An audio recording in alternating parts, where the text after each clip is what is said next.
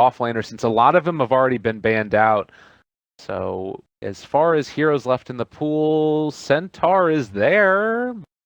I feel like it's pretty good to take. You already said that they ran it together in that combination, more mobility. Is there anything that might give them pause? Is the Timbersaw too much of a worry? Yeah, it's another strength hero into the Timbersaw. The laning against Lone Druid might be a little bit iffy. Though to be fair, I don't think there's a lot of good offlaners that you can pick against Lone Druid and not be iffy. So I think they're having a slight pause, just seeing the fact that Timbersaw is a great counter, the fact that Lone Druid is an issue. Never mind what TNC is picking right now. I do want to hop back over to the Faceless side. This is the first time I've seen Faceless go off the tried and true formula. Yeah. And what I mean by that is Warlock and Disruptor, both of these are Nuts' hero. Like, the way that Nuts draft is, he drafts one of these kind of squishier supports for himself, and then XY gets the Tims, or sorry, not the Tims, gets the Earth Spirit. Right. You see, I call Earth Spirit Tims because Tims is so good on the here. And then he gets kind of the Slaughter support, that kind of hero. So to me, Ace is perhaps somewhat rattled. They lost their last 2 games yesterday, closing out the group stages. Right. I'm not sure if they're rattled. I'm not sure if they're trying something new, but this is the first time in a long time that Faceless is not following a very formulaic draft, and I think that's actually pretty big that TNC is able to put them off their standard game. Yeah, and I'm wondering also if maybe they just have some new ideas that they're wanting to bring into the fold. As it stands, I don't think that this is inherently bad for them. And also, TNC kind of look a little bit shook. They take the Tidehunter after going down to 0 reserve time. Yeah. So I'm wondering if maybe they were a little bit left wondering what it is they want to take. They ban out the Phantom Assassin as well. Kind of feel like they need some more control out of the draft. Faceless as the last pick, because you're committing a lot with like Warlock. Oh my goodness! This is the reason why they took out the PA, right? Yeah, kind of the traditional counter. So this is definitely a very cheesy strategy coming out from TNC. They're gonna try to push, but this is a very hard lineup to push into. Warlock could just on a drop of a dime go on you, initiate. So this is pretty scary if you ask me.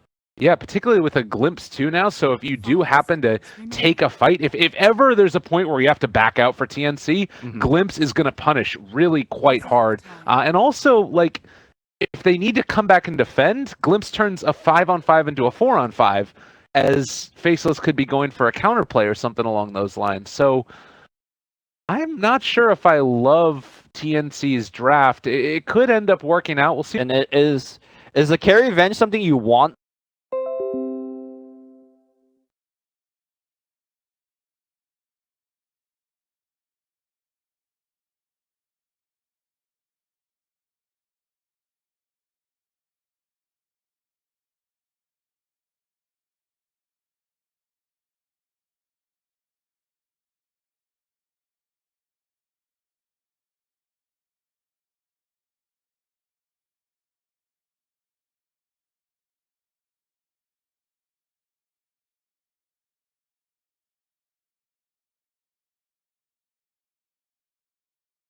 You know what? When we get into the game, I'm going to need you to say, if anybody is listening in Dota TV, please rejoin the server, because otherwise they're not going to be able to hear me. If anybody is listening to Dota TV, please rejoin the server if you want to hear Lyrical's play-by-play. Otherwise... If you don't, you could just not join. That's also good too. All right, we got it. We're on it. If anybody is there, they'll be able to understand what's going on. Get the camera off of us. Wrong, Lumi. It's okay, I got you. You're the best. You're just the greatest. You are the pilot in that train that's like flying high speed towards a mountain. Okay. And I'm the guy that's like ready to jump off. I'm out. Pull the ripcord. Get me out. That's the play. Well, meanwhile, we're moving into the game now. TNC facing off against Faceless. The first game in the second series of the Southeast Asian qualifiers. And we didn't get really a chance to talk about it, but who are you favoring in this draft? I think I like TNC's draft a little bit, particularly because I don't think this is Faceless's comfort zone. They're trying to do something new, and I think TNC is gonna get a first blood here. Yeah, XY in some trouble. Right click's coming through, and it does look like he is going to fall. So Kukwu gets first blood. So to finish my thought, I think Sam H is gonna be the most important player on the team right now. for how their push is going to work. He needs to position himself far enough to dissuade any offensive swaps, but back enough so that he doesn't get initiated on, allowing the Drow Ranger and the OD to attack. I know he's the caliber of that player that could kind of walk that fine line, and as a result, I think TNC is going to take this win off the back of the Drow Ranger draft. All right, well, we'll see if they're going to be able to make it work. Sam H did skill Gush first and has boots. So a little bit of a different look for it, and it's actually going to be, at least for now, Raven and Rior in the bottom lane with the IO. They're going aggro, and it's going to be... can they punish this Gush first for the Tide Hunter? They can. He took the Gush because they were going for the first blood. Yeah. And the unfortunate thing is they never end up using the Gush. And now he doesn't have... Well, now they definitely know he doesn't have access into a Kraken Shell, so... He's just ditching the lane, dude. Yeah. I think that he's already halfway to level 2, so maybe it's not going to end up mattering as much as it might have otherwise. But could be a bit of a problem. Also, just the couple of ranged heroes up there in the top lane could pose a big problem for Sam H, particularly, you know, if there is any other movement off to that side. But mid lane, OD versus the Lone Druid. Do you have any real big thoughts on this matchup at all? Yeah, a lot of OD strength cannot really be utilized as effectively. I mean, something you normally is able to do is like astral jabs and then go for denies, right? Of course, the bears could still get the last hit. And you can see when it comes to harassing and trading, a lot of damage has already been applied onto the Spirit Barrier, but that also means this damage not applied to jabs. And just gets to quickly resummon, and Cuckoo is out of regen, essentially. Oh, he's got a South left, but...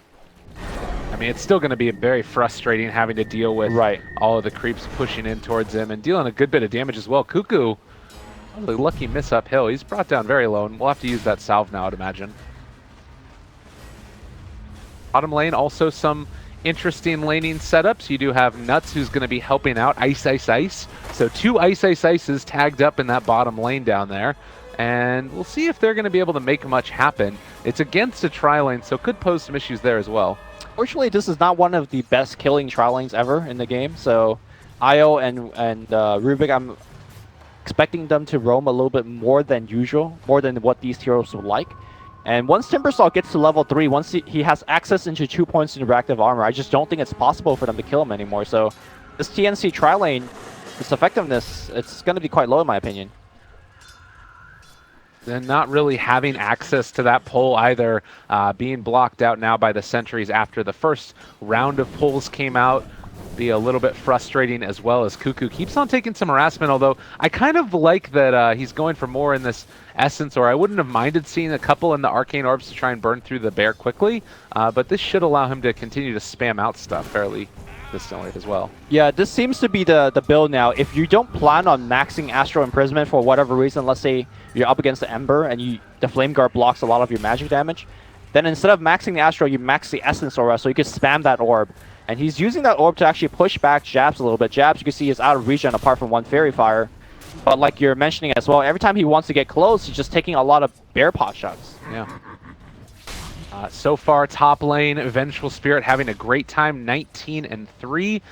Compared to the Tidehunter, who's 11-1. But we also spotted for at least a moment there, TNC taking a lot of harassment from the Fatal Bonds onto 3 heroes, with even just a couple of the right clicks. Like, Warlock hits fairly hard, and then you're sharing all that damage also. When the Timbersaw ends up getting some more levels up, and maybe even the level 6, Drow certainly is not going to be safe. Yeah, it's nothing too scary that they have to worry about, because Tim's does have the bottle, so the regen is definitely here, and he has access into a couple of runes he could take up. The bigger concern to me, well, you know, Fatal Bond's actually doing a lot of work versus Tim's. The biggest concern to me is the fact that they're not getting anything done here. Yeah. Like, Ice Ice Ice has the same amount of CS as the Drow Ranger, which is... that just shouldn't happen from an offensive tri-lane perspective. So, I don't know what the plan B here is for TNC, but the plan A is not... You can't do this plan A for too long. Yeah, I would imagine eventually moving into trying to take down towers, etc. You've got Io Drow, which is extremely mobile and capable of moving around the map and taking down those objectives. And you also still have levels moving up towards the Ravage eventually of Tidehunter. And Cuckoo still taking some damage here. We have a glimpse not available for Disruptor, only level 2. Yeah, and he was walking towards the shrine anyway, so he should be absolutely okay. I mean, you talked about, transitioning the tower pushing phase of the game, but that comes with power treads on Raven, that comes with Dragonlance on Raven, right? Like, you're gonna need some key items before you could actually go into that pushing stage of the game. Yeah. But where's your farm?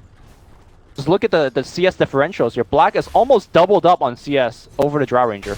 Yeah, it's certainly not going great. I think that the goal there, it's not gone exactly according to plan, and maybe the play at this point is, I'm not even sure. You can't really go on the Timbersaw, and Warlock's positioning has been such that they haven't had an avenue to go on him either. So it feels like maybe the movement in towards Lone Druid is the way to go, or just farm up until the next item and take what you can get out of the laning stage. Yep. The only saving grace they have going for them is Cuckoo is actually dominating the lane pretty easily. Okay, Ice taking quite a bit of damage, but obviously he's got Pro Man Shield, he's got, 15 stacks of reactive armor. He's tanking 3 heroes and dishing out some damage on the return. I mean, they do nothing. Tim's hitting him is actually probably helping more than hurting, just because of getting the reactive armor stacks. He's constantly at 15 here. Yeah. Ice is under no hurt at all. Right, so as I was saying, I think the only thing that's going well for TNC right now is the fact that OD is kind of wrecking the Lone Druid mid. Much thanks to, I believe, the Drow Aura. The fact that he's orbing him pretty hard. Also need to be careful about any dives coming at any of these lanes with the Tidehunter capable of making any rotations. But you talk about this lead that Cuckoo's been able to build. What do you think that he needs to transition into from this? We've sometimes seen the Veil. More recently, it's just been straight into a Midas. Do you like that decision if you were to go for it in this game? I don't think you want to go for Midas this game because you're looking to be aggressive, at least playing more of the tower pushing game because of your Drow Ranger lineup. So I like seeing a little bit more of the traditional OD build, which is the Dragonlance, the Force Staff, Hurricane Pike, that sort of thing. Whatever it is, sooner rather than later, because of how poorly the other lanes have been going. Okay. Well, Venge in the meantime, continuing to build up her farm, has the Blades of Attack on the Courier, so it's actually going to be the phase boots done for Jabs, and I'm still feeling like right now Faceless more than happy just continuing to farm away. It's a net worth lead of a little bit in the favor of TNC, but experience slightly into the lead of Faceless, and this is the point where you do need to be a little bit careful in this game. With Tim's, the Chakram there, and Ice could become just a menace. Yep. Black, of course, farming rather well on top lane as well. Normally when you look at carry Venge, levels is generally the most important thing, because one of the benefits of getting a carry Venge is getting to quick access to a level 2 swap. And I think that's the reason why they picked the carry Venge, so that they could swap the Drow in when the push comes. Hold that thought, though. We're going to have XY getting somewhat exposed here in the jungle. But a good glimpse away is going to push the Tidehunter away. And XY should be able to survive. This is Drow Ranger Aura. He's got Fade Bolt as well. XY goes down. So a really nice pickup there. And, well, one of the benefits of having Drow Ranger Aura, you get that extra little bit of damage. There you go. I thought he was fine, but that Fade Bolt cooldown was much shorter than I anticipated. Well, nice pickup there for them. A regen rune in the mid lane. 2-0 start for TNC, and they're holding on to Ravage.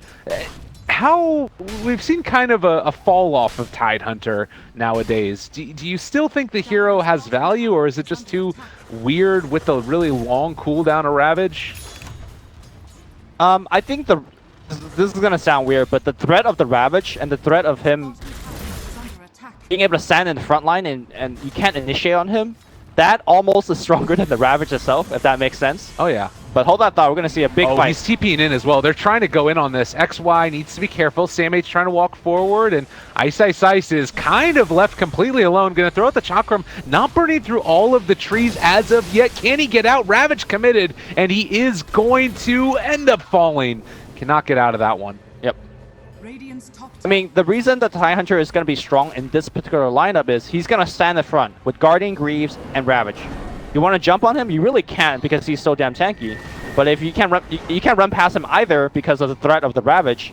So if you kind of just look at him, his team is going to take your towers. Oh, Raven, very low as well. Black's on top of him. They find that kill. So a nice swap used, and Vengeful Spirit pulls the Drow out of position. Yep. Nice pickup. Something that you don't see too often from Venge carries is the fact that this Venge is so farmed right now. let's not forget, she's an agility hero that could pack a punch, especially when she's so level. She's going to be maxing her aura very soon. So sooner rather than later, we're going to see those agility items, Dragon Lances coming out, and Venge is not a hero you could ignore when she's this farm. Yeah, and the other thing too, you mentioned the levels, really good stacking on this hero. 3.3 agility per level, and then 2.6 strength gain. So all of that just comes to the tune of almost an extra item, whereas you look at some of the other heroes and it wouldn't necessarily be the case. And they take the tier 1 tower in the bottom lane, Black almost at the helm of the Dominator, and this is all happening while the other lanes are being pushed in as well. Yep, already hitting the tier 2. Now, as much as I'm focusing on the Venge, let's not forget that the defensive relocate is always a saving mechanism. So with that intact, Venge could just swap himself into harm's way. Ice taking a ton of damage, goes right onto Tim's here. Oh, look at that damage output, Tim's. Oh, Cuckoo, meanwhile, in the mid lane, ends up finding a double kill. It's going to die to Disruptor. And it looks like Tim's is going to be able to get out of there. So they lose the Disruptor and the Lone Druid mid, while OD falls in turn. I'm pretty good trade if you ask me. Yeah, absolutely. So, still no level 6 up for Warlock. He is going to try and get this pull off. Does look to be able to complete it, although it's really not going to be for much, as the mid tower was dropped fairly low to tier 1. Ravage is going to be back up in a little bit as well. So we'll see if they can make anything happen with that, or if they just want to try and get into that, continued farm. Yeah, we'll see. I mean, earlier you were asking me what is OD gonna buy and say not Midas because his friends need him. So he goes Midas and he's actually killing people with the Midas and only the Midas, so shows what I know about this hero. But it feels like he's very comfortable on the hero. He feels like he's got a strong lead, and this particular item purchase is gonna propel him even further. We are gonna see him to not go greedy anymore, I imagine. I think he's gonna go like Treads, Dragon Lances, just the standard OD stuff from this point on. Yeah, that can make sense. I think that it's, again, maybe just a game flow thing where he was winning so hard that he made the decision after the fact or whatever. But in the meantime, they're going to be trading off towers. It looks like as Black is going to move mid, try and take this one down. They do have a TP on the Tidehunter if they wanted to come and defend this, but it will be probably too quickly gone. Right now, this Venge is making a better impression of a Drow than Drow herself is, because she's really just leading the team and pushing the tower, and look at that. They're going to just rotate up to the tier 2 up top.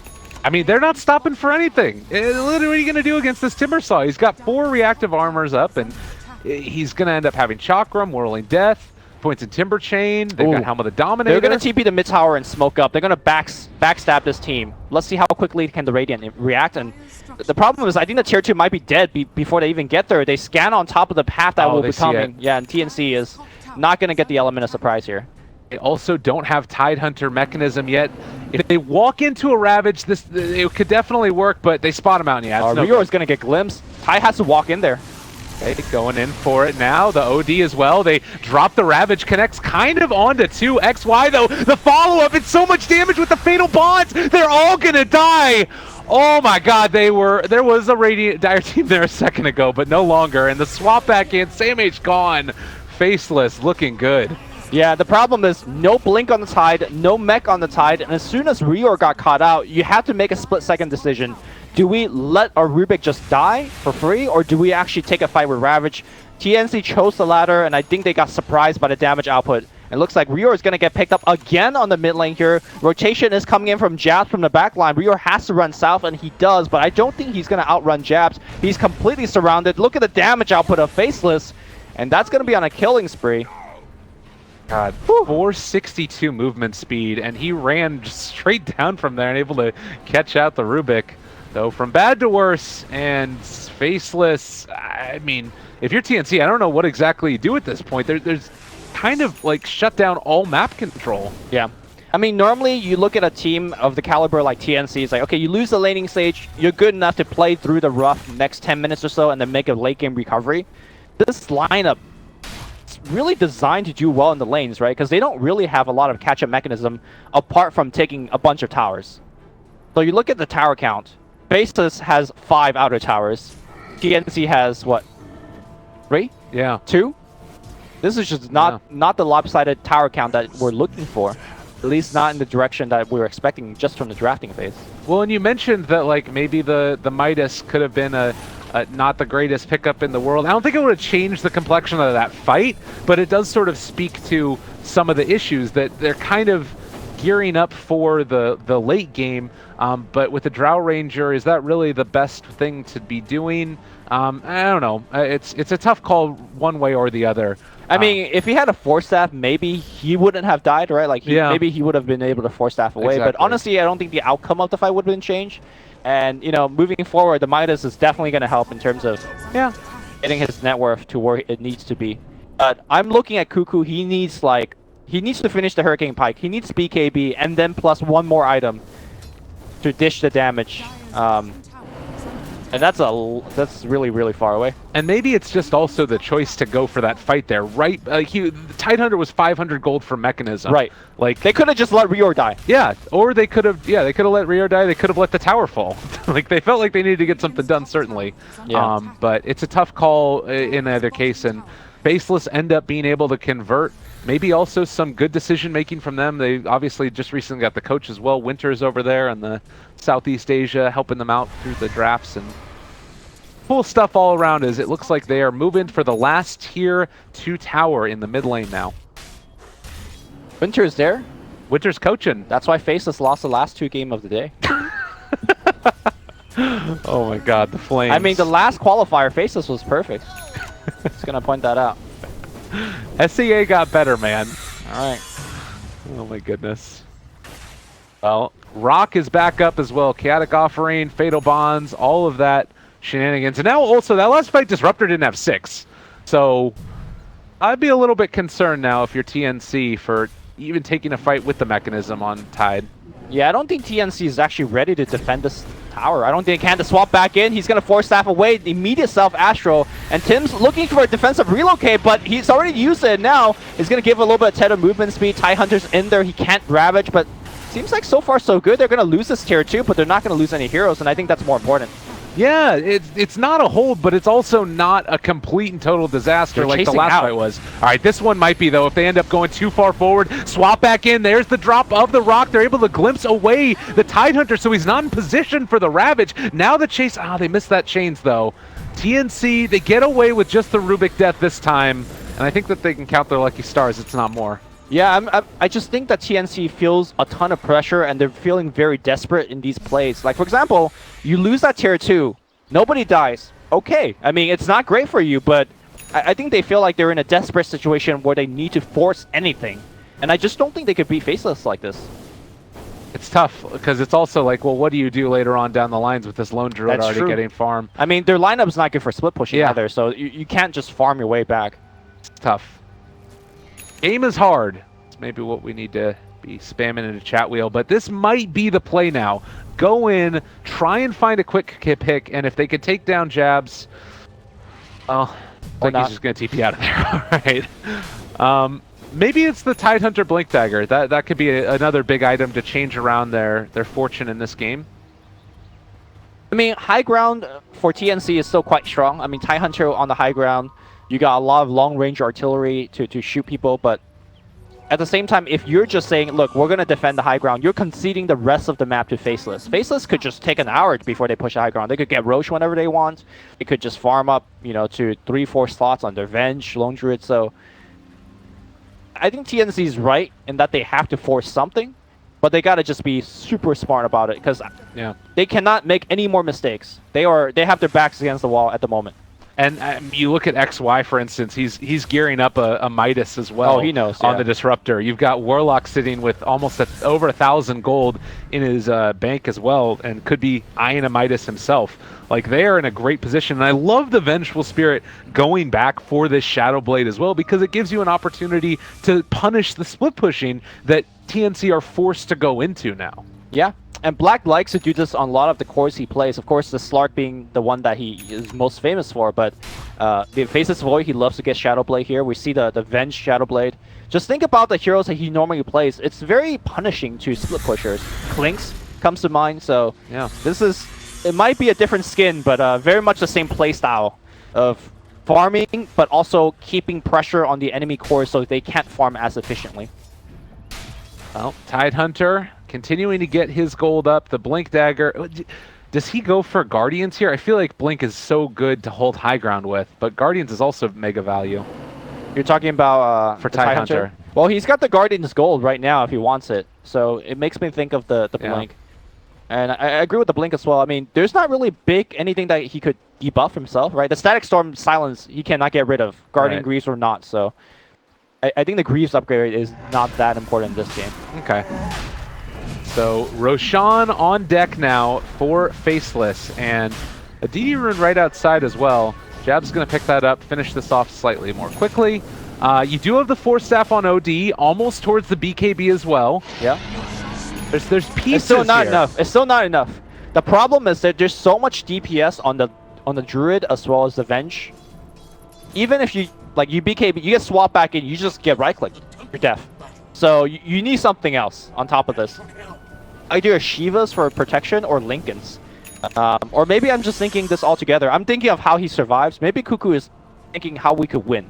Right. Because surviving as OD and winning is two very different things. Yeah, that's fair enough. And I guess I would also say that you don't have that like next big tier of items on Faceless. So with a Blink Dagger now done on the Tidehunter, like a Shadow Blade, for instance, on Black, it's great for punishing split pushing, but if they try and go high ground, it doesn't necessarily provide the same level of value as something like, you know, a Manta or BKB of her own would. So there's some potential to punish, and a smoke movement now, this could be the avenue. Yeah. I mean, the one impressive thing is, like, look at the network graph. Like, the OD's keeping toe-to-toe despite the situation. Very impressive stuff here from Cuckoo, but will TNC actually get the jump here this time? Yeah, they spotted out the Spirit Bear moving up, and they realized that the Lone Druid is in the area. Blink forward, they get the Ravage onto 2, XY already down, Black as well, they throw out the Chaos Offering, it's a little bit late, and they pop the BKB, this is going to be able to destroy Tim's, takes down Ice as well, he got the deny actually, and the buyback from the IO going after Jabs. They want this kill desperately, and with the Spirits, they might just be able to find it. TP still in the backpack, he is not going to be able to get away from this one, I do not believe. Aegis down as well. Huge play, and unfortunately Venge not going to be able to get in a position to save him. Jabs goes down. A big play for TNC. Yeah, I mean, you could just fault, let's say, the IOs for buying back, because he really didn't need it, but honestly, that was everything that TNC needed. That Blink Dagger pickup by Sam H was so on point, and I think they just bought themselves at least 5 more minutes, and that was an Aegis push, or an Aegis engagement, right? And they just, like, took that through, what was it, 4 for 1? 5 for 1 if you count the Aegis? Right. All of a sudden, this could be a brand new game.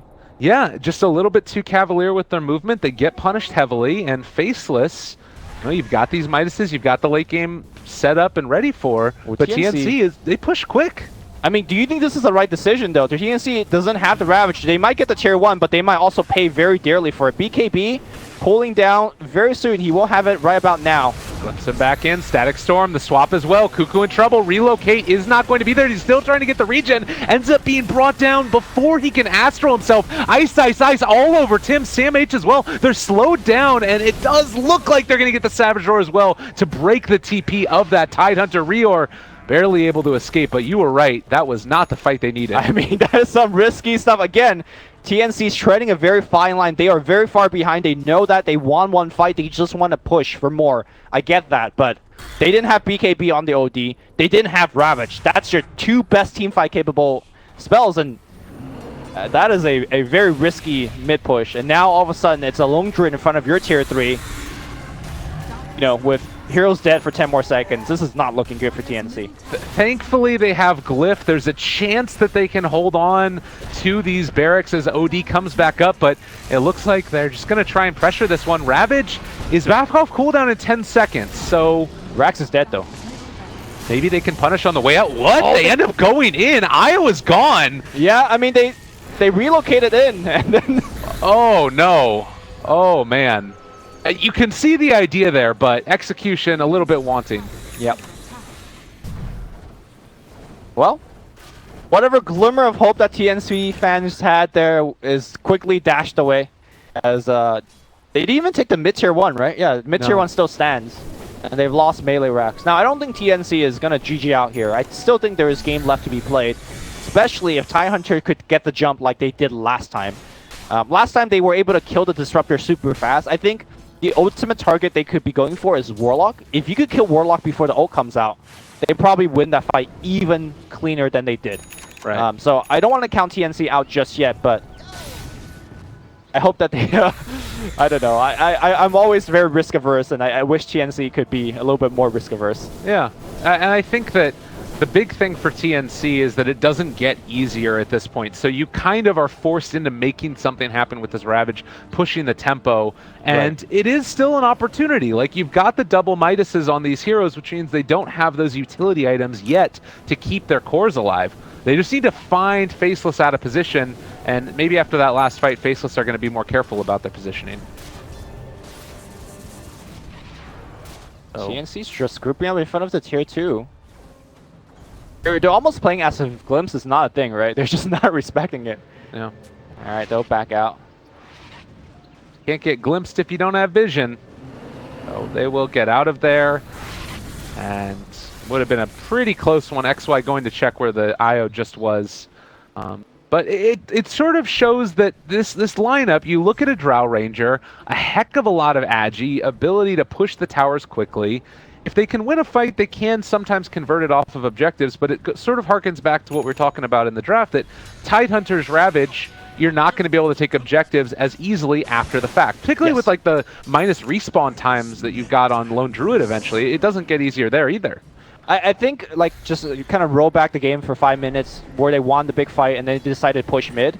I think that would have worked if the game timer set 35 instead of, 20. Yeah.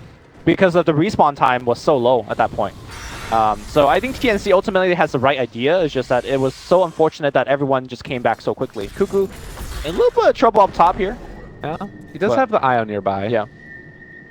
Also, speaking of which, we haven't actually seen a successful defensive relocate play at all yet. Right. And I don't think this is actually Tim's making a misclick. Rather, the fact that Faceless' damage output is so high that Tim's has like maybe a half a second to make that play work. Glimpse is going to come through, and Tim's is dead. So this is just a very tough game to make that IO work and make it work very efficiently. So far, it hasn't really looked like that at all. I do really like the OD pickup here of the Blink Dagger, and now has the Hurricane Pike as well completed, because it turns into a damage item in and of its own right, because you can go for the Hurricane Pike and then throw out a bunch of Arcane Orbs, stack up the Int, Sanity's Eclipse. It's great. So that's something that does feel quite good. They just need to be careful about Warlock counter initiation as he goes in for that Blink. And it looks like right now Faceless looking to see if they can punish any movement out of where they expect TNC to go next. The Blink Dagger pickup on Cuckoo tells me that they are going all in on that Ravage initiation. It's basically a double Blink in play, and they're looking to snipe 2 heroes instantly. Right. And they feel like if they get that initiation, they win. Because effectively, if you look at Blink as the item, it's 2350 for 0 stats, 0 HP. Oh no. Raven? They're all over he didn't get the BKB off the Magic Missile. Now he BKBs, but the right click's going to be enough, and that's a 10-second BKB down. He will not have buyback. And I don't think Tidehunter wants to Ravage without the Drow here. A lot of the team's damage is also now taken away. Yeah, I mean, you can talk all you want about Sanity's Eclipse, but these heroes have decent int as well. Ravage is there. They're on top of Black. Sanity's Eclipse does come down. They find that kill. BKB is there for jabs as well, though. So they take down the Venge at the very least. Can they have any follow-up, though? It's a little bit of a whiff there on the Chaotic Offering. The stolen Chaotic Offering turned back to get Faceless now. A lot of damage going in. Can they bring down any of these heroes, though? It's not quite going to happen. The Fatal Bonds was doing a decent chunk. Range Rex. All right, Rior, saving the day. I mean, you saw the synchronized double blink in play, right? Yeah. It looked like some underwater dancing that they were doing, and it looked absolutely beautiful as they were able to melt the Drow Ranger, or not Drow Ranger, excuse me, the Vengeful Spirit. Imagine if they had Drow in that fight. Right. They would have taken so much better. Now, granted, you cannot expect Rior to steal, the Inferno Offering, Chaotic Offering every single fight. But it was so necessary in that fight because it looked bad. They were able to kill Venge, but that's pretty much all they killed. And those BKB, the Ravages, were so important. But end of the day, they held. Drow Ranger didn't have buyback. It did not matter. That Range Rax is destined to fall, but hey, they hold it for, a couple more minutes. Yeah. And at the end of the day, too, you take a look at what's going on here, and Rior's been having himself a nice little game, been getting a good amount of ward vision out, got that first blood earlier. Yep. Also has, you know, the blink dagger at this point. It's allowing him to become more involved in these fights, and we'll have to see if he can make that continue to happen. The nice part about this is that he's going to have Chaotic Offering the next time that Faceless do. I mean, it doesn't last that long between the next cooldown. Right. Did I say size? Oh, he got ganked and he denied himself. Oh. Yep. All right. Sees.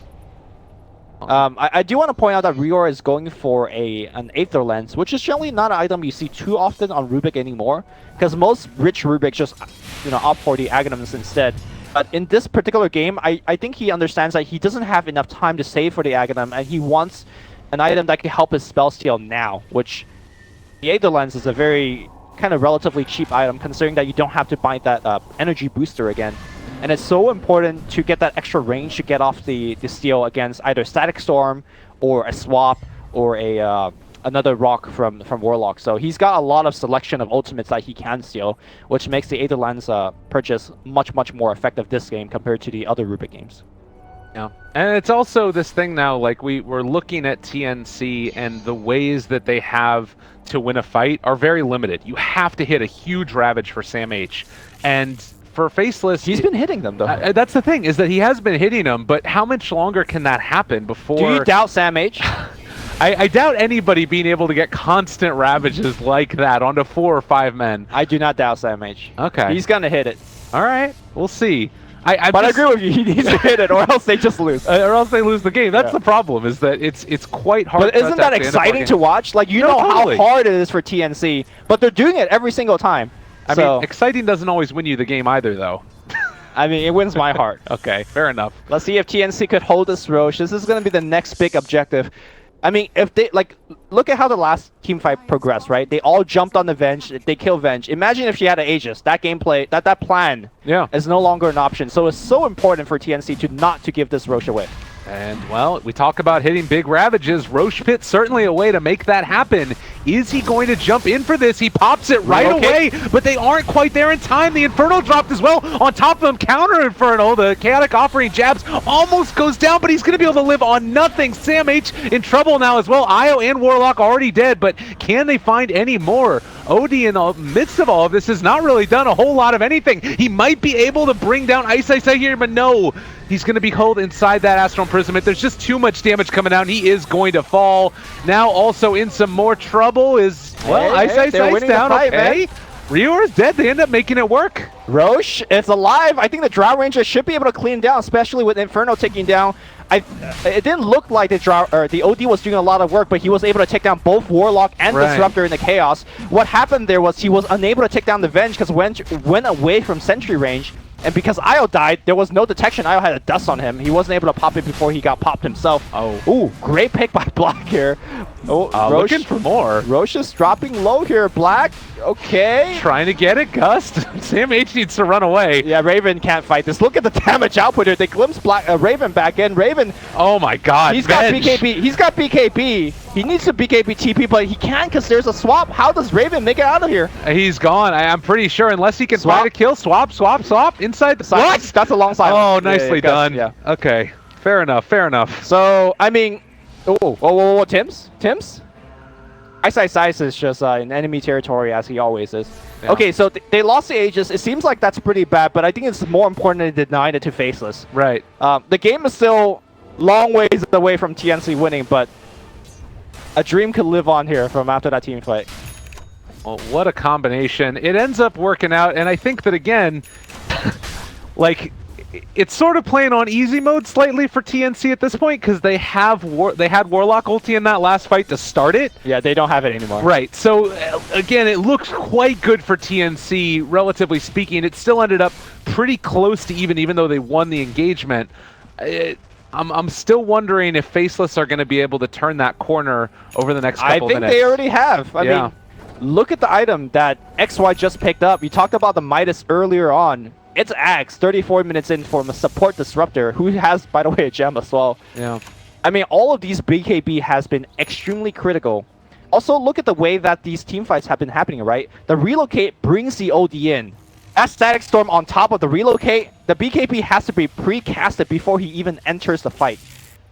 So I think, again, the room for error for TNC just got slightly smaller, as Drow Ranger and OD has to be super careful with the BKB usage. And because this BKB has been purchased pretty early into the game, if you use your BKB too early, it's going to end before the fight is over. If you use it too late, you can never cast it because of the storm. It is so tough for the two cores of TNC right now. I mean, it's 6 seconds for Cuckoo. It's insane. And then also for the Drow Ranger down to 6 seconds as well.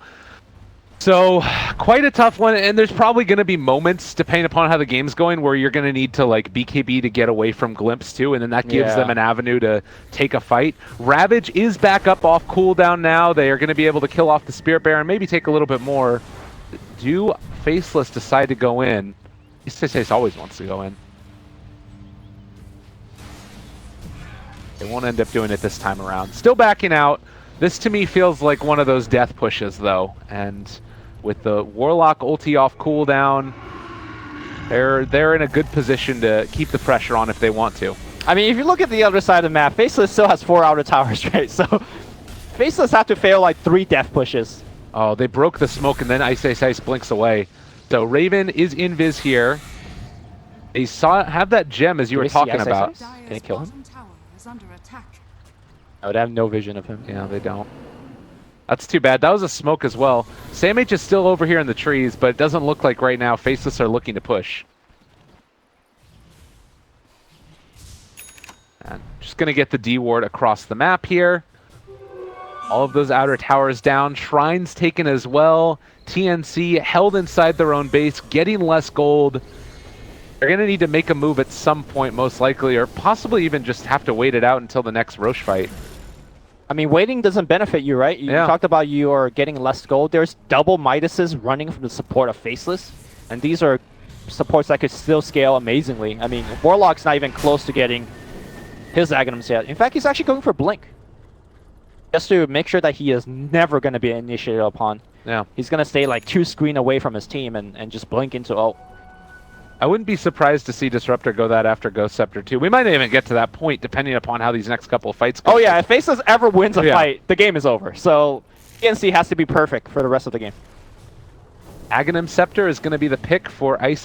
He is stalking Cuckoo. Does he know that SamH is in the area as well? He does not. Black's coming in. I don't know whether they have vision on him. He's coming in. He gets lifted. Are they going to burst him down? Ravage is going to be spent. They drop the Storm on top. It's not going to be enough. They drop the Hammer as well. That's one quick pick. Ice activates the BKB, but there's Root. There's a Root on the OD. He's in a lot of trouble. They jump back in now. Ice trying to bring out. Able to get the blink off. They drop the Chaotic Offering. SamH very low, but they get the stun onto Jab. Stolen from the Rubik. Can they make any more of it though? Japs already goes down here. Raven's in the middle of everything. Ice back in. He doesn't have the BKB. He has to commit the Sudoku. XY gets off the Glimpse here, looking to get the TP. The Astro finds him. It's going to be a team wipe for TNC. All they've lost is the Wisp.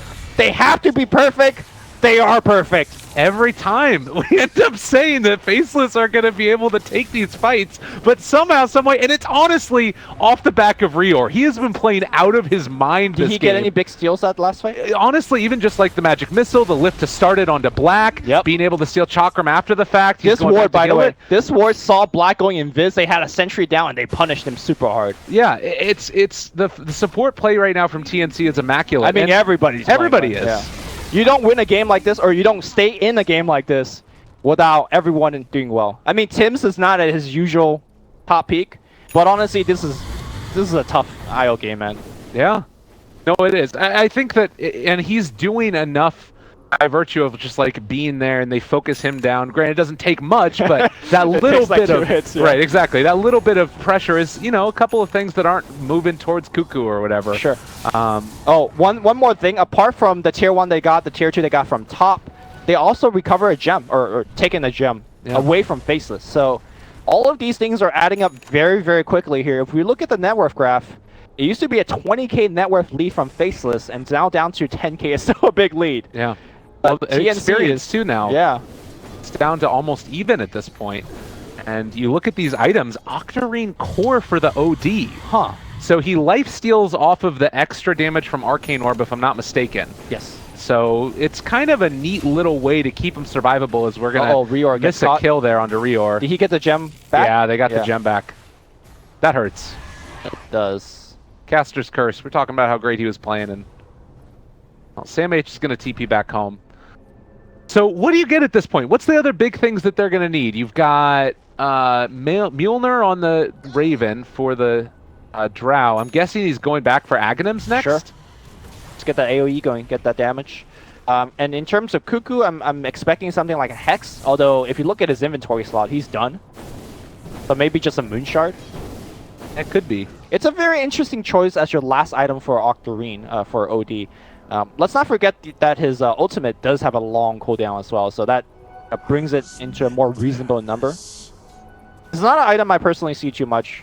I mean, normally OD Hex is often the last item you want to pick up, but we'll see how the Octarine plays out.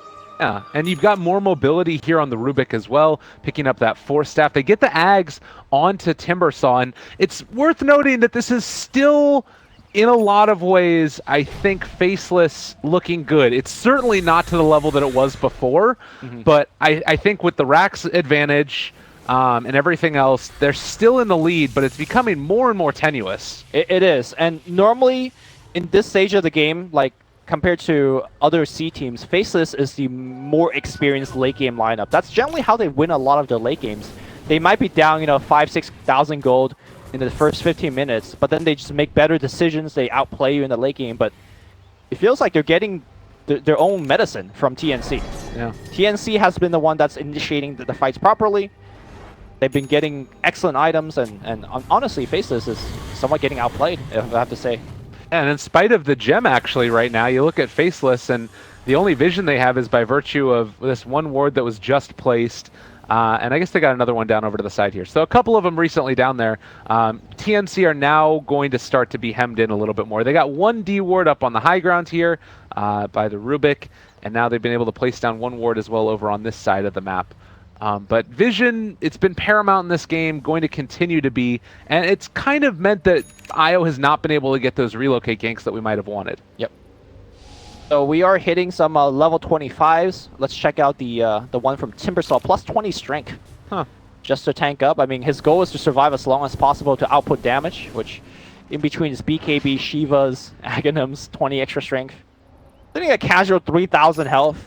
Probably like 40 armor once his reactive kicks in, so I would say he's a pretty tanky fellow.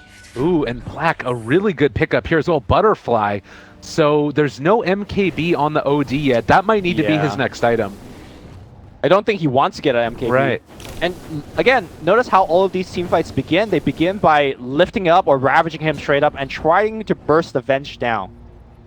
Maybe Raven, instead of going for the axe like he hoped to get, he might have to go for an MKB himself. It might actually just be more worth it for OD to just keep on building into Int and use the Sanity's Eclipse to go off. I think so.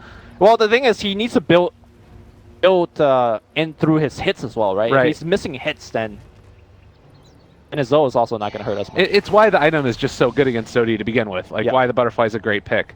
We'll have to see what way he wants to go through it, but they've been able to burst through the Venge more often than not. Some with the OD hits as well, but they've got a decent chunk of magic damage, particularly if they can find him at the start with the Ravage again. Right. The other big 25 is ODs. He's gonna have his Arcane Orb Insteel lasting much longer, which in normal games I think it's actually a very strong ability. In a game like this, I don't think it's nearly as impactful for the reason being that generally you get one fight and then no fighting for the next like 5 minutes. Yeah. So that 25 talent might as well be an empty line of text for all intents and purposes. Yeah. God, I gotta say again, just thinking about how well TNC have been able to play out these team fights, because that's basically what it's come down to. They've been able to out-team fight Faceless on the back of Sam H Ravages. He's been getting, probably averaging like 3 per Ravage almost. you know, unless it's just like one to make sure that they get a kill. And they're going to need to do another big one. They scan out in the front. This is not a good angle to take this fight. Maybe off to the side here, though. Okay. XY right in front of them. They get the BKB off on jabs, turning to fight, and they drop the golem as well. Gem already on the ground. Cuckoo is right there with Black. He finds out about that. Well, Butterfly, Sam H is gone. It might not end up being the great avenue at all. Into this fight, they drop the Static Storm onto Tim's as well. No relocate out from this one, but can they kill off Black? Maybe, possibly, just in time. Is it going to be enough? He's on nothing. They drop the hammer, and that is going to be enough to find the kill, but they lose the OD nonetheless.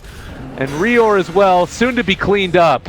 Rough fight right there for TNC. So what happened in the beginning of the fight, we saw the Ravage. Unfortunately, didn't see the Venge, right? Venge is not the initial target. They killed Disruptor instantly. OD says, okay, I don't know where the Venge is. I killed Disruptor, I moved to Warlock. The problem is, Nuts has already dropped the rock, thanks to the fact that he was able to stay very far away. And then he just got kited forever. It was Ghost Scepter, and then it was Glimmer Cape. Of course, they wanted to go for the defensive relocate. And I do believe there was a buyback from Disruptor, and was able to storm on top of that, so... That's the thing, is if you blow everything to kill off the Disruptor and he immediately is back into the fight, like... Yeah, you're getting basically no value out of that Ravage. So as much as Sam H has been hitting these important Ravages, that might be a high average of heroes that it hit in terms of the number of heroes, but it wasn't an important hero, which is the Venge. So you could even make that argument that was not even that good of a Ravage. No, definitely. I don't think that it was. And now OD is up front and center. Needs to be careful about this. They've already lost the tier 3 tower. Can they find any more? Well, a little bit unfortunate there. He only got the bear, but it is gonna. I mean, it's no bear, but who cares about the bear anymore? Actually, nobody cares. I mean, PETA cares, but apart from them. Well, I think that we've all come back down to earth a little bit after the spectacular play of TNC throughout those first little bits, and Faceless showing why they still were the favorites in this one. One good fight, they take down a tier 3, and TNC are back up against the ropes again. I mean, in terms of structural damage, losing a tier 3 at this stage of the game isn't really a big deal. Right. The biggest deal is the fact that Cuckoo had to spend his buyback for the defense. So within the next 7 minutes, right? If you get Cuckoo one more time, the game is effectively over. So TNC, again, no more room for... I keep saying they don't have a room for mistake, but yeah, they're hanging on. They're hanging on. It's interesting. And I think that it's just been off the back of solid team fights, and we'll see if they can continue to replicate that success. I think that now they've also proven, like that last Ravage, because all they got off of it was the Disruptor kill, it meant that it was like a much worse fight for them. But I think that they don't even necessarily have to hit a perfect Ravage anymore. They can hit sort of a mediocre one and still win the fight off the back of it because they've been able to farm their way back into the game. As long as they could blow up Warlock or Venge at the beginning of the fight, I think they have a good shot. But unfortunately, I think at this point in the game, this is where we really need to look at the pocket of these heroes. Like, how much gold do they have? Particularly, I want to begin on TIE Hunter. Like, are we seeing double Ravages coming in the horizon? Unfortunately, Sam H is dirt poor.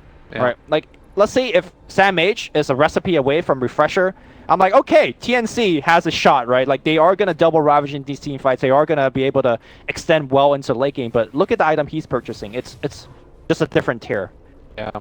And then we still have not yet solved the issue of the Venge Butterfly. A reason why, you know, even if the Ravage does land on Black, maybe you even can't kill Black.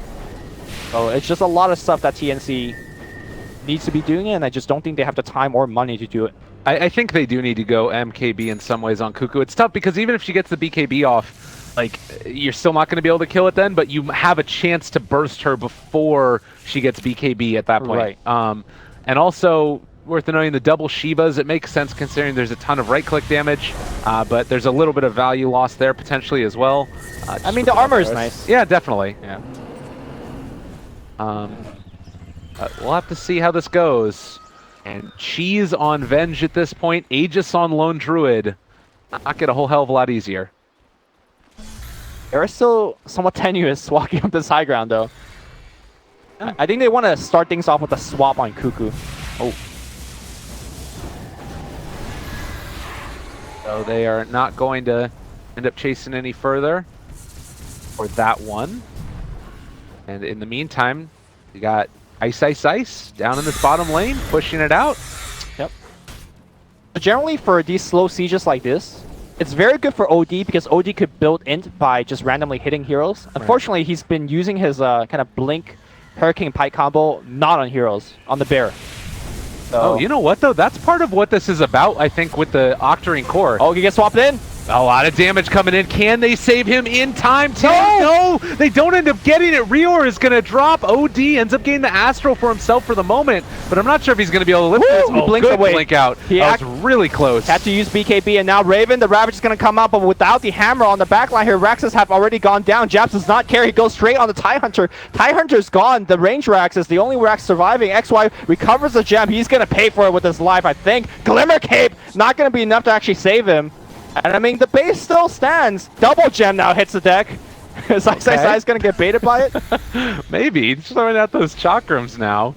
But yeah, it's a hold, sort of, kind of, maybe. It's not a great hold. We can't really lie. Yeah. But they didn't end up losing everything there. And they didn't really lose the team fight terribly either. They hold on to at least part of their base at this point. Yep. And, you know, we've been, or at least I've been focusing a lot of this cast on Venge and how important it is to kind of kill him from the get-go because of the aura, because of the threat of the swap. But now all of a sudden, look at Jabs. Yeah. Like, he is actually dealing the majority of the damage. And even in human form, he's sitting at casual 2,700 HP, a ton of armor, more than 20 once he's next to his team. And he's hitting hard and fast. So he's yet another threat that you also have to contend with. And this is really where you see the ideas of the draft coming out. Like, it's so hard to kill off these heroes. They're going to be able to siege.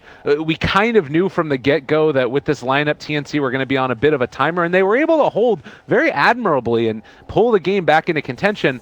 But with like a 30,000 net worth lead at this stage in the game, it just feels like a pipe dream trying to come away with a win here, unless everything happens perfectly yet again. Well, Cuckoo's got himself a Hex soon. Okay. Or he's building towards it. He's definitely trying to save for buyback because his buyback timer is coming back relatively soon. I mean, how big is Hex in a game like this? I mean, there's Glimmer Cape that could save an ally from Hex. There's Avenge, I guess, could defensively swap whoever that gets Hex. Although I don't think Black will want to do that. It's pretty good if they can find somebody out, and like particularly like Ice, I guess he's alone a lot of times. And building up int too. That's another part of it. Right. I wouldn't mind seeing, because of that, like a Lotus Orb pickup soon. But then who do you drop? Like, what item do you drop? I guess probably. Oh, it would have to be for somebody else, not for Ice. They need the supports to pick up the Lotus Orbs probably. So no. I'm saying Cuckoo. Like, what items does he drop to make room for his Hex? Oh, treads, I guess.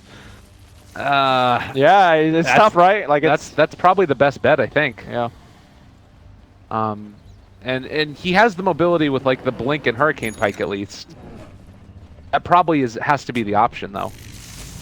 All right, we got Dagon 5 on Ice. Who's also, that's his 7th slot item. He dropped Bloodstone for Dagon. Okay, interesting. All right. That is rather interesting. Did he sell it as well? No, he just put it on the courier. Okay. Got a backpack for that, man. Oh, wait. Can you hold Bloodstone in your backpack? That might be one of those. I don't remember that interaction, so I'm going to stop talking now about it. I mean, I'm a support player. I'm never rich enough to backpack a Bloodstone. I've never had a Bloodstone. To backpack, yeah. So. Oh. It's a sad life, definitely. But Faceless now looking to start sieging this tower. They've got the creep wave. Ice on the other side of the map, but with bots level 2, he can be there in an instant. The problem is, let's say if... Oh, what's happening? He tried to go for a Hurricane. Yeah. Couldn't get it. Let's say if Cuckoo wants his Hex right now, can't get it. Like, the courier is... It has to be micro, so tenuously past the Radiant squad to get to that secret shop. Yeah, it's definitely true. And the Blink, Hex, Hurricane Pike combo is great, but like you said, needs to have it. Couldn't buy it before because he wanted to save for buyback, and now he's outside away from the secret shop. And pings are coming for Roche. It is going to be back up really shortly, so this is going to be a slight reprieve for TNC. I guess Tims could always relocate the OD to buy the item. That seems a little crazy, if you ask me. Yeah, the Radiant has left the enemy tutorial. Looks like Dire wants to smoke. Catch him by surprise again. I'd imagine it's fairly well telegraphed. The lanes are sort of pushed. Looks like top will push a little bit. Dire scan out to see if anybody's staying on the cliff. But yeah, they're making a little trip together to pick up his Hex. And a lot of pings. Do Radiant have a scan as well? He drops the blink for it. They have them. Okay. So this is the point I made earlier. Blink, at the end of the day, is an item that doesn't give you any stats. Yeah. I mean, positioning is always a key part of Dota, but I guess the attack speed from Treads is quite good as well. I don't know. I kind of agree with you by dropping Treads.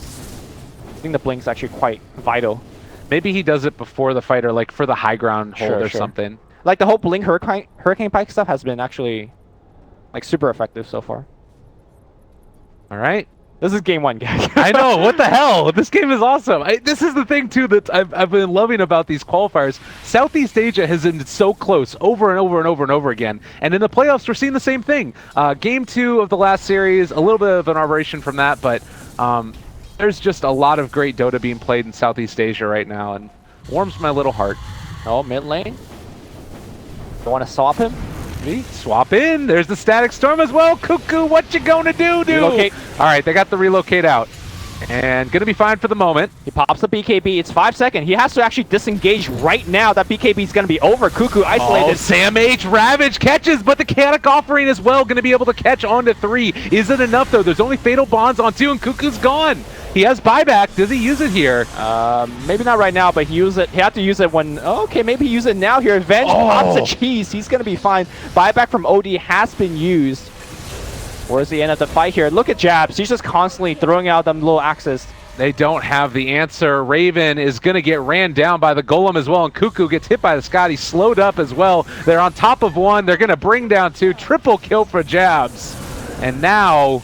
it is time to move up for high ground. You know what the problem is in that last fight? It's because he had Treads instead of the blink. He can't self-astro to blink away. Yeah. So he was stuck under the astro. He did not make the item swap before that. And well, I don't know about holding it anymore. I think Faceless might have got TNC's back. They did an amazing job throughout this game. Oh, the swap away. But Jab still does fall, and he got his BKB off. So this team fight already shaping up to not be great for Faceless. Oh, buyback though. They're on top of him, the Astral, to be able to dodge away from the stun coming out, doing a good bit of damage to Ice as well. Okay, Jabs is in the base right now. He's doing so much damage. That's a dieback onto Raven. Astro's going to protect him, but he's going to end up right on top of a couple of heroes. He drops the hammer. Damage is there, but it's not going to be enough defensive relocate. Will it be there for Tims? Tims is giving him overcharge. Attack speed and regen. He Astro himself. I think he could blink. He's going to be out. I'm not even sure where he's going to end up. He ends up in the base there. But the racks. Who's going to relocate the racks? I think that they can still come back in maybe and hold for a second. Almost gets black. The Fade Bolt comes through and Rior finds it. Now maybe down. A bit more. Ice. They're on top of him. A good bit of damage. The Hex finds the kill. So they end up holding, but not the base. They don't lose the game outright. And they do have the Mjolnir there as we end up seeing another kill over there. Nuts actually goes down as well. Yep. All right, go down mid. Look at that in on that OD. Plus 64. I hope that's enough to carry him. He also has Avenger on him. Okay, it's gone now. All right, so it's certainly not perfect, but a big swing back into their favor. Around 7,100 gold swing off the back of that, or 7,900. Oh my god, I can't do math right now. There's Dota being played. Yeah. I mean, this is where you look at Lone Druid's minus 40-second respawn timer and be like, how's this fair? Because he's back right now. This is after a buyback death, right? Yeah. Okay. Yeah, that's crazy. Yeah, he's alive. So I think the play is you push as hard as you can, and then you make a decision. Either we all in, or you TP the Wisp back to relocate the Drow in. Right. Those are your 2 choices. So let's see how ballsy TNC feel. Do they go all in, or do they back off after this T2? Because I don't think they could hold against Mega Creeps.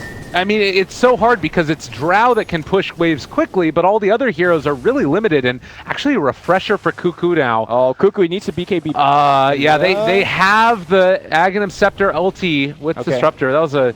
I think he was trying to bait the BKB, because they didn't want to really commit the Storm, and yeah, TNC just have to back off. Oh, they're calling Roche. Okay, they're calling Roche. This is another avenue for them to take this. I mean, who's even taking the Aegis? Are they going to go in? They can't. All right. They have no slots. You say Drow pushes out fast. She doesn't have Axe yet. Well, Mueller is still pretty decent, but yeah, you're right. I think that is something that you need to think about investing in at the very least at this point. The man's trying to finish a 4-staff. It's been trying to finish a 4-staff for the last, like, I don't know how long. You're certainly going to have creeps coming to you to get killed off and get gold from them, but they're giving a little bit less than they would have liked. All right. Now movement in. All right, they scan out Roche. It's going to drop really quickly, but they just started it. I mean, Tide is a mile away. This is not going to work. But the Radiant's scared. They think the Tide is closer than he actually is. I mean, the other thing to consider here is that you have Refresher OD, so double Sanity's Eclipse will destroy. How does he have so much gold? I don't know. He's crazy. Oh, because of the team fight in the bottom lane. Right. He just killed everyone. Yeah. That helped. He killed every person in the world. I mean, if you're Faceless, you just wait, right? You got mega creeps. Yeah, Top and so. bottom's going to pressure in, so there's no rush. Yeah. It's a good decision, definitely. Can they hold on? TNC, likewise, it almost feels like they have to force this fight. And even without Drow, I think that they're still okay taking this fight because it's so much about the OD just building up those instacks and then going in for the Sanity's Eclipse. Drow, or OD, unfortunately, has lost his, the big instack. By the way, Drow does have the BOT, so he could join the fight, but she's trying to defend 2 lanes by herself, which is kind of hard. Oh, they're going in. They spot it out. Are they going to be able to get there in time, though? Jabs, Black as well. They're backing out. They're pulling Mega Creeps over to Roche because they need to help Drow Ranger. Going for it. They swap in Cuckoo. They swap it back out. Reor again with the plays. They're able to keep him alive as well with the defensive relocate. TNC, but the Ravage is not perfect. They have been able to kill off XY. I'm not sure if it's a big enough kill, but they are going to bring back down Ice. And they are holding on for the moment, somehow, some way. And Ice still very low, blinks out. And Roche goes down, Jabs picked it up. Of course, Drow Ranger wasn't even in that fight. Like, he had just had to defend the base. So that was a 4v5 with a missed Ravage. And it still was okay for TNC. Reor swaps are literally game-saving. Yeah. Best Venge NA, like... Well, and then Tim's to follow it, too, to relocate Reor out so he didn't die. Well, they doubled it up. Yeah. Oh, he relocated the Rubik out. He relocated the Rubik out. Damn, man. He's no man left behind. Oh, man, that's a Bloodthorn pickup as well, though, for the Venge. Oh, my God. This game. It's just haymakers after haymakers, like, just from these item purchases. Oh. We didn't see the double Sanity's Eclipse, and honestly, it wouldn't have been that big, simply because he didn't have that much in, but the threat is always there. I guess the other thing is the double BKB. Look at Black right now. Oh, they spot him. They see him with the Sentry Ward. They're trying to make it happen, and another swap back in. They're on top of him. Where's the damage? Ice shows up. Miss, 2 misses so far, and now the BKB gets activated. Cuckoo not popping his BKB yet, not refreshing his BKB yet. He refreshes, but the Storm is on top of him. He cannot BKB. Jabs not focusing him just yet. Defensive relocate. He's back out, but he now goes right back in. And of course, the Drow Ranger doing a lot of work. You can see the Lone Ranger running away barely with any HP. He kills the TIE Hunter on the way back. Reor steals a magical missile, and this TIE is a little bit too chaotic for Cuckoo. You know, he gets off the Hex. He looks for the kill, but okay, all the evasion. They're on top of him. Blinks forward, but Jabs on the high ground to the low ground. He is going to get Reor. Is anybody going to get Jabs? They blink up to him? Oh, the base, though. The base is what's under siege. They need to buy back. Tier 4s are already going down. Jabs, he's out of there, and it looked like it could have been a slightly better fight. Maybe going to be able to find a kill here, but Ice getting very bold. They have the glimpse back. They're not there with them. Cuckoo. X. Maybe it's some trouble. All right, they take down Ice. The base is still under siege, but they're holding on to the best of their abilities and trying to chase down Jabs. Reor gets the lift back. He is always there, and Jabs, the Savage Roar. He steals Savage Roar. He throws out an E-Blade. Savage Roar him! Get him. He's Roar! Keep running away. Yeah, okay, blink, lift, body block coming out, but okay, Savage Roar, they can lift him back. This is the longest chase ever. I don't know if you want to do that. They Savage Roar Reor now running to the right side, taking so much damage. Trees not helping. Oh, they got him! The hammer drops. Look at Cuckoo's in. That talent is going to be helping out plus 32 right now. Jabs popping the BKB. Cuckoo needs to self Astro right now. He cannot take this fight. Astro yourself. Yeah, he's glimpsing back in, and I think that is going to be the OD BKB. He pops the BKB, now goes on Jabs. Okay, the Ghost Scepter's going off. What is happening in this fight? BKB's over. Now he needs to man-fight Jabs. Savage Roar again. The cooldown, that spells OP. He could Astro, but he's taking so much damage. Yeah, he's going back in. Oh, wait, Io's here as well. They're going to relocate him away, but Jabs, he's controlled. He's killed. They got him. Cuckoo did it. He actually freaking did it. He buys back. All right, they're there. The base, though, again, they need to keep these heroes here. Drow Ranger hasn't left in forever. Somehow, Cuckoo has been able to lifesteal his way through this fight. Octarine Core certainly being value now, and they're holding him in place. They glimpse. They're trying to get out. Ravage is back off cooldown. They could go in for this one. Tim's trying to save his buddy. He's still regenning through it. Saving Private Cuckoo, get the hell out of here. Okay, he's also, by the way, the slowest moving ever OD because he doesn't have boots. Oh, I can't believe that he actually lived through all of that. I thought for sure when Jabs was on him, it was going to end up working. They have Hex available. They're going to find Ice. It's going to get foreshadowed by OD. He has 64 stolen int again, and his refresher is off cooldown. But you don't have any buildings in your base. All right. There's nothing left. I don't know what's going on this game. This is... Drow Ranger is playing PvE right now, and it's a very casual game for Raven. Just hang out in base, hit some creeps. Oh, he's gone for the Mask of Madness. I think you just go Axe at this point, right? It's a tough call. No slots. Where are the slots? Yeah. All right. Let's take stock of where we're at. It's still a 30,000 net worth lead. E-blades are everywhere. We've got anything else that's really soon to come up? I mean, I don't know if OD can really build into anything else at this point. Like, this is not a hero that buys Rapier.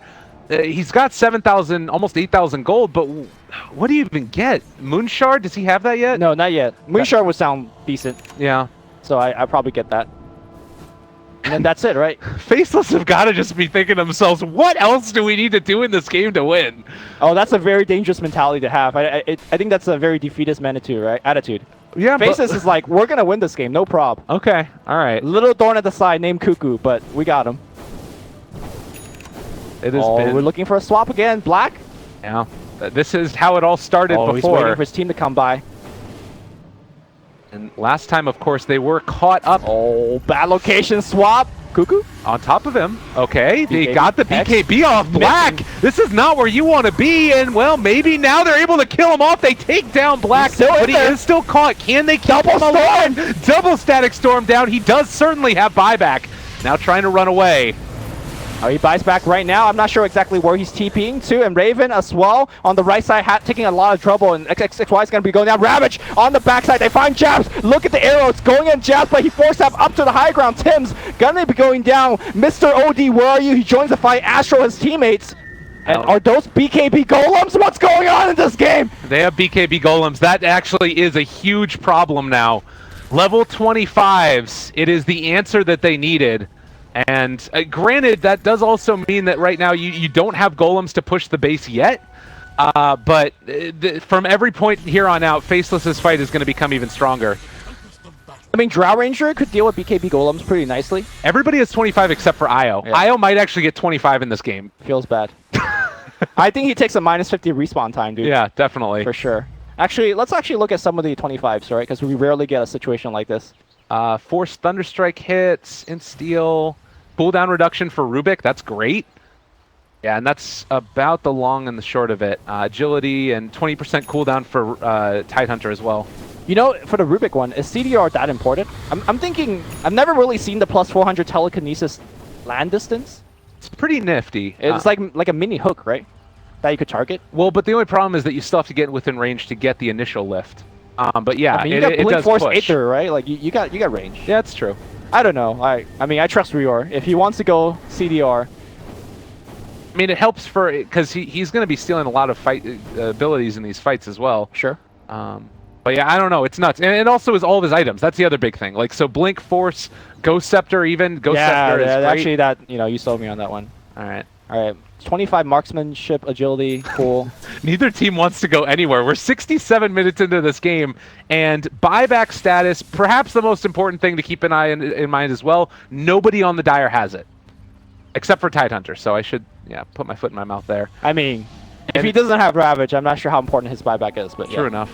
It's really the OD and the Drow Ranger's buyback. Yeah, and they had to use them in that last fight. So. Very tough one. BKB's down to 5 seconds. Are we going to be in the same spot again? Black's looking for a swap. He's in the area, certainly. But this time they're a little bit better prepared to save him, as they do have the tether around. And, well, do they have the double refresher of the Disruptor ulti? They don't yet. Oh god, this is so scary. I know. All right, Roche is up relatively soon. I'm not even sure who even has room for Aegis. Jesus. Yeah, it's a very awkward position. Like, you probably... I wouldn't even mind keeping the cheese on the IO. I feel like that's a really value put if you can get it there. I mean, sure, if they hit the Aegis. Right, that's the thing. Black, Like right they now. hex him up. Black is in a lot of trouble. They dropped the one storm on top. He's taking a ton of damage. Defensive relocate. He's out. The magic missile will follow. Force staff defensively. He pops a BKB. That's a 5-second one. It's over right about now. Rior being chased down, but here comes Raven. Yeah, they're on top of him, and they actually are going to be able to get the lift. They're going to put Ice Ice Ice down the ground. Tim's already away. Cuckoo not really hitting any of these heroes as of yet, but Ice Ice Ice taking a ton of damage from Raven. They drop that Chaotic Offering as well as the Savage Roar. There's 2 heroes caught up right now, and it's Sanity. Oh! They're out of mana. Possibly Cuckoo on top of him again. The Ravage comes out, connects onto 3. I think they might have been able to do it. There's no buyback on the Lone Druid, but Cuckoo is gone. That's 2 minutes with none of him and Black away on nothing. They need to find this kill so desperately. He's on nothing. Anchor! Get him! Oh, no! He's just going to end up dying. But Drow is still left alive. And Io, oh, he ends up falling as well. Oh my god, it's Drow against the world now. I don't think Draven could do it. They have buyback on Rubik and the Tidehunter. It's really hard. It's so hard to take this fight right now. You know, as soon as XY refreshed for the second static storm, but he got hit by the hammer ult and lost all of his mana, I was like, oh my god, they have a shot. But then the buyback from Ice Ice Ice just zapped. That Dagon 5 choice against the OD was so critical here. Ice Ice Ice gets lifted back in here. Is he really in trouble? He pops a BKB. The swap back out. Now Drow Ranger's on the low ground. Raven, there's so many creeps on him. They're right-clicking the Bloodthorn. It's doing so much work. Raven's down. Raven does not have buyback. Black's also dead though. Rior has to defend. He has the Ags ulti from the Timbersaw, so he was able to kill him off with the Chakram. Black bites back. All right, and they're going for the throne. I think that they might have done it. Faceless, after a hard-fought game, 70 seconds in, are finally going to be able to make it happen. They have a glyph, but GG gets called. Oh my god. Oh. What a game. Game number 1. You know, my biggest worry for TNC is that game 2, are they